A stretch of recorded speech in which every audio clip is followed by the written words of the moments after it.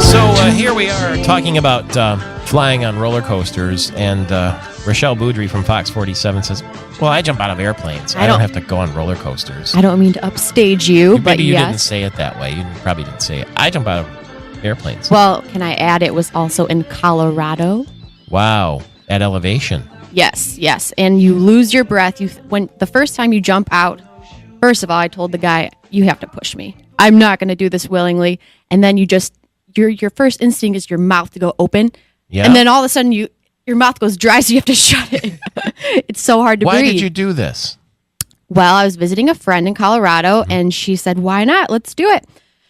And it's always been a bucket list item. I just didn't know it would be that soon. Yeah, you got it early. Yeah, so. Where do you go from there? I don't know. Where do you think? Was it a tandem jump? Yes, it was with a Instructor? professional, instructor. Yeah. And was he a hulking, strapping lad? he was an older gentleman. Okay, just asking. Was he a kicker? You know, I was going to ask you, is that weird? not for me, but I felt a little uncomfortable for the guys on guys, if you will. Yeah, gotcha. Yeah. How would you feel? I would be scared to death. So how high did the airplane go? Well, it was 12,000 feet, but you didn't answer my question. How would you feel strapped to another man? 1,000 feet. I would tingle all over. Yeah, it was. That's high. So high. I got to sit. I was co-pilot on the way up, and it was a small plane, and it was really cool. But I was the last one to go, so you see everybody screaming and frightened. My friend's face turned white right before she jumped, and so I would not want to go last again. Would you do it again? Oh yeah. Okay, so the anticipation and the fear, the payoff was worth it. Oh, definitely. And I think it was awesome to jump from in Colorado because the mountains, you have a great view. So if I did it again, I think it would have to be somewhere with a great scenery. I see. Like over the Great Wall of China or something like that. New Zealand or something like that. Not Temperance, Michigan, probably. I love Michigan, but I think since I've already done it once. Wow. Or maybe, you know what? Maybe in the UP, Pictured Rocks, something like that. How much training do you need?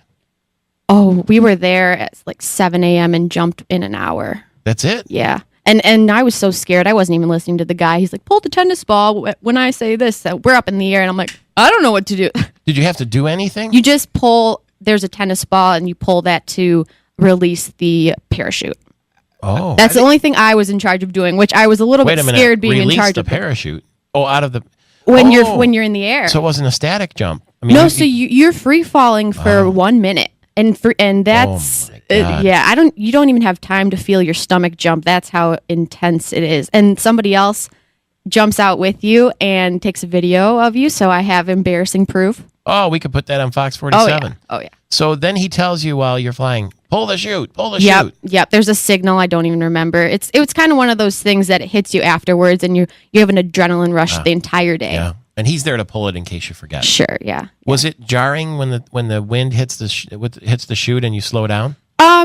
Not really, but he suggested, hey, do you want to have some tricks now? When the parachute's up, I guess you can do all sorts of different tricks. Yeah.